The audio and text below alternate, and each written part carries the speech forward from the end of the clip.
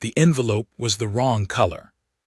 Everything else in the solicitor's office at Harrogate and Vane had the somber uniformity Iris Fairweather expected from a room where money changed hands after a death: oxblood leather, a carriage clock that had stopped at some point in the last century and never been forgiven for it, the smell of beeswax and old paper. The 11 other people seated around the long walnut table wore black. The coffee had gone cold in its silver pot.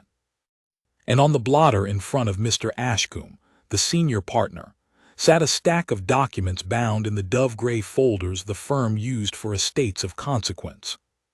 But the envelope he had not yet touched, the one resting slightly apart, near the edge of the blotter where his hand kept drifting and then retreating, was cream.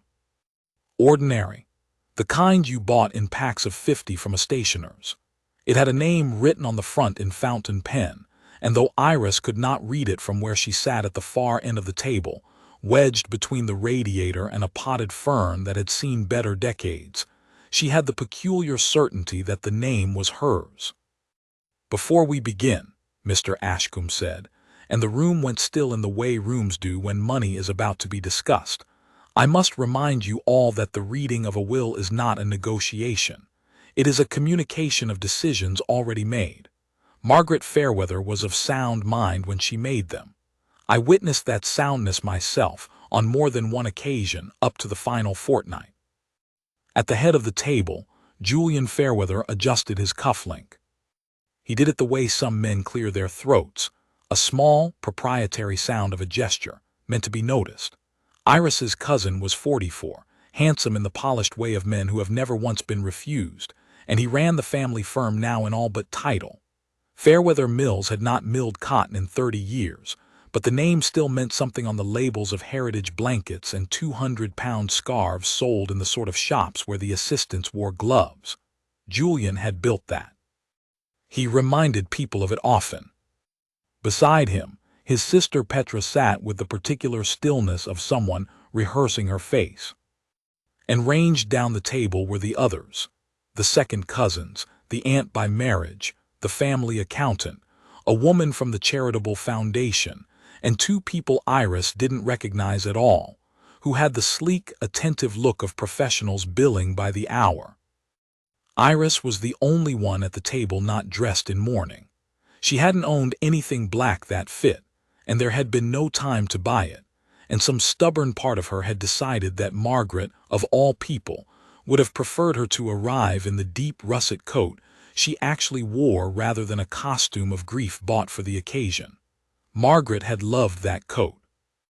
Margaret had, in fact, helped her re-dye it 3 winters ago, the 2 of them standing over a steaming vat in the old scullery of the house on Cranemore Lane, arguing pleasantly about mordants while the wool drank up the color. She had loved Margaret. That was the thing none of the people in black seemed to understand. They had loved Margaret's estate. "The estate," Mr. Ashcombe continued, opening the first gray folder, "is substantial. I will read the principal bequests, and then we will address the specific and residuary matters in turn. I ask that questions be held until I have finished." He began to read, and the room leaned in. The house on Cranemore Lane, the good house, the Georgian one with the walled garden and the view down to the river, went to Julian. There was a small intake of breath from Petra, quickly mastered. The London flat went to Petra herself, along with a sum of money that made the family accountant's pen pause over his notepad. The blanket and heritage brand, Fairweather and Daughters and Margaret's controlling interest in it, passed into a structure that kept Julian firmly at the helm. There were bequests to the second cousins, generous ones. There was a legacy to the foundation. There was a bequest to the aunt by marriage of a painting Iris happened to know she had always coveted, and the aunt's face did something complicated and grateful. On it went, the mahogany dining suite, the wine, the car, the shares, each name spoken, each recipient permitted their small private moment of arithmetic. Iris waited. She had not expected the house or the money or the brand.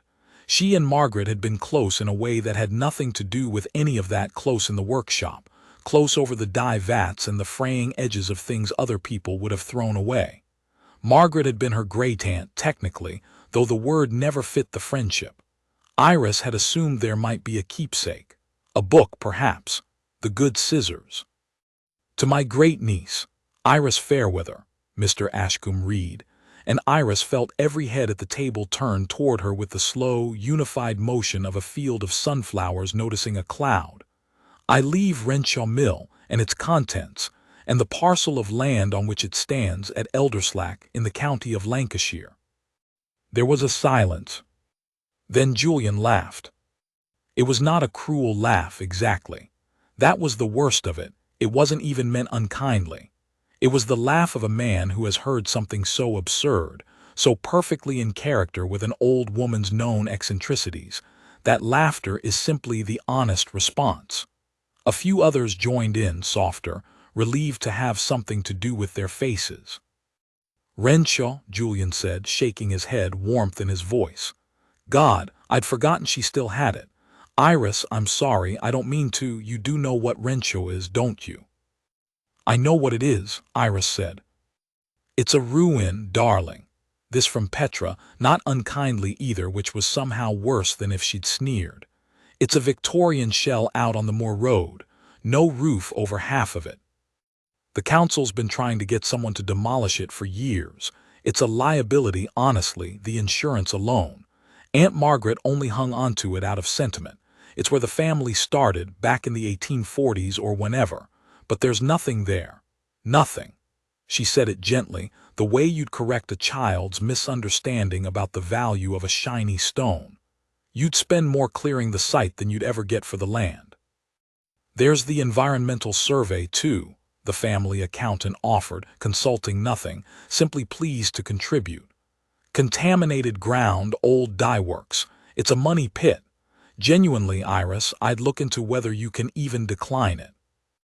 Around the table, the mood had shifted into something almost affectionate. The tension of the will reading had broken, and Iris had broken it, Iris and her useless ruin. She had been handed the one thing in the entire estate that cost money instead of conferring it, and the family, having received the good and the valuable and the liquid, could afford now to be tender toward her. Poor Iris. Sentimental old Margaret. A mill nobody wanted, left to the one relative who'd never asked for anything, as if worthlessness were a kind of compliment. Julian was still smiling as he turned back to the solicitor. "Right. Well, shall we get on to the residuary?" "There is one more item," Mr. Ashcombe said. He had picked up the cream envelope. He turned it over in his hands once, and Iris watched him do a thing she had never seen a solicitor do. He hesitated. Not from confusion, from something that looked almost like reluctance or respect, as though he were about to set down a weight he'd carried a long way and wasn't sure the floor would hold it. "Mrs. Fairweather left a separate instrument," he said, "sealed, to be opened at this reading in this company and read aloud only after the principal bequests had been communicated. She was quite specific about the order." He looked briefly down the table at Iris. "It is addressed to you." Another envelope. Julian's smile had thinned by a degree. "Ashcombe, is this in the will, or is this forgive me, some note? Because a note isn't testamentary. If she's changed her mind about Renshaw, or wants to leave the girl a bit of cash to soften the blow, that's kind, but it doesn't override." "It is not a note, Mr. Fairweather." Ashcombe slid a slim brass letter opener under the flap. "It is a codicil, properly witnessed, lodged with this firm 11 days before Mrs. Fairweather died, with instructions I am bound to follow." The paper parted with a soft tearing sound that seemed enormously loud. "I would ask you again to hold your questions." He drew out a single folded sheet, and behind it, a second document longer, bound with the same gray ribbon the firm used for its folders of consequence. He read the short sheet first. It was in Margaret's hand. Iris knew it at once, the upright, impatient strokes of a woman who had never had time for loops. To be read to Iris, and to the family together, so there can be no private version of the truth. Ashcombe cleared his throat and read on. He read on. You will all be wondering why I have done this. Julian will already be composing the sentence he means to say to me when next he sees me, and will be irritated to remember he cannot. Petra will be doing arithmetic. Iris will be sitting by the radiator in her russet coat, thinking about the good scissors, and wondering whether it would be rude to leave before the sherry. A sound went round the table, not quite laughter this time. Recognition. The dead woman was in the room and she had seen them coming.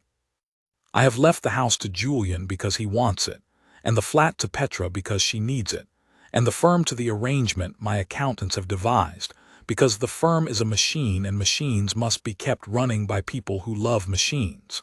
I feel no guilt about any of it.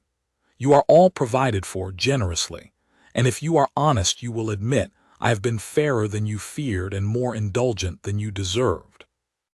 Julian's jaw had set. He was not a man who enjoyed being narrated. But Renshaw I have left to Iris, and Renshaw is not what any of you think it is. You believe it is a ruin. You believe I kept it out of sentiment. You have believed this for 30 years because I took considerable trouble to make you believe it. And I want to say now plainly, while Mr. Ashcombe holds the second document, that the most valuable thing the Fairweather family owns has been sitting under a collapsed roof on the Elderslack Moor road the entire time, and not one of you ever went to look. The room had gone very still again, but it was a different stillness. The affectionate one had drained out of it. Iris went to look. Iris has been going to look for 6 years.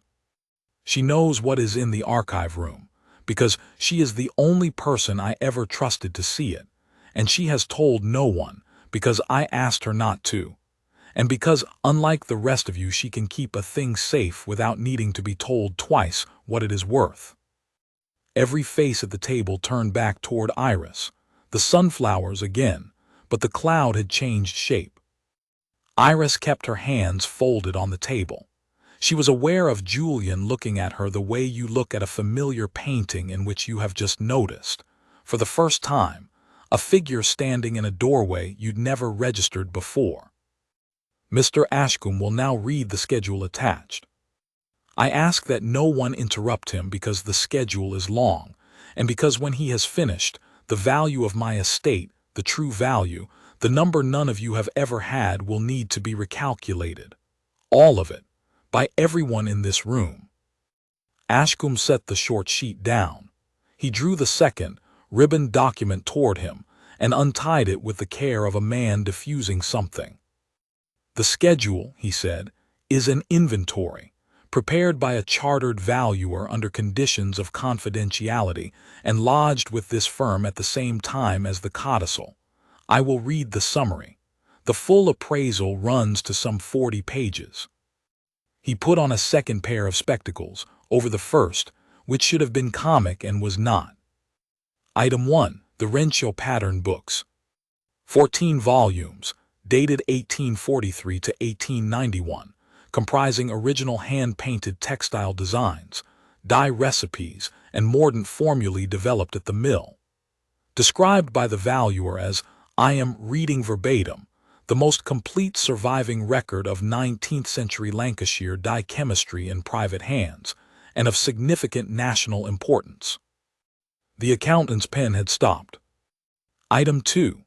A collection of textile samples, catalogued and preserved, including 41 examples of a color the pattern books refer to as Renshaw Rose, a fast red dye whose formula was believed lost. The valuer notes, and I confess this is beyond my competence, so I read it only as written, that the formula has been sought by textile historians and at least 2 luxury heritage houses for the better part of a century, and that the samples alone, as documented proof the color existed, are of considerable value. The formula itself, if present and legible, is described as, quote, effectively unique intellectual property. Petra's rehearsed stillness had cracked. She was staring at Iris now with open, undefended calculation. Item 3.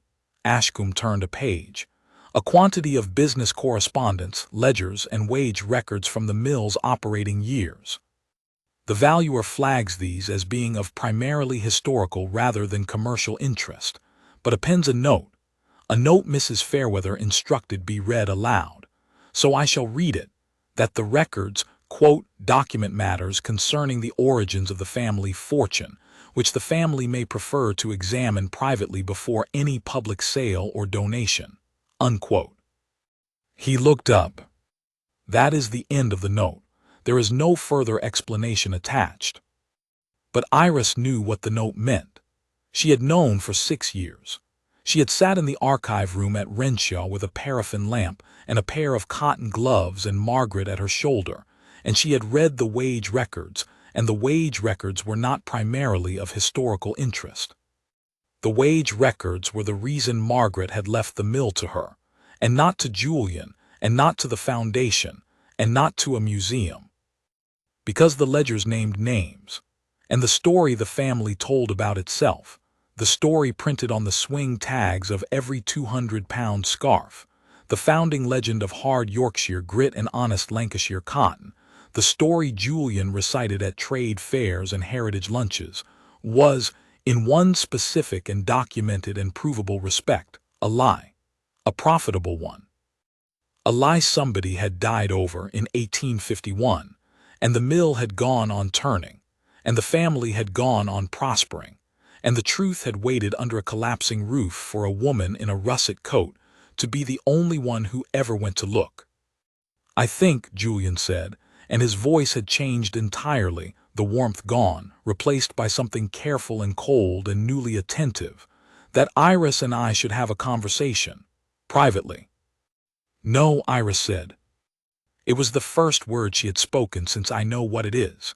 It landed in the room like a coin on a marble floor. Margaret asked that there be no private version of the truth, she said, so there won't be one.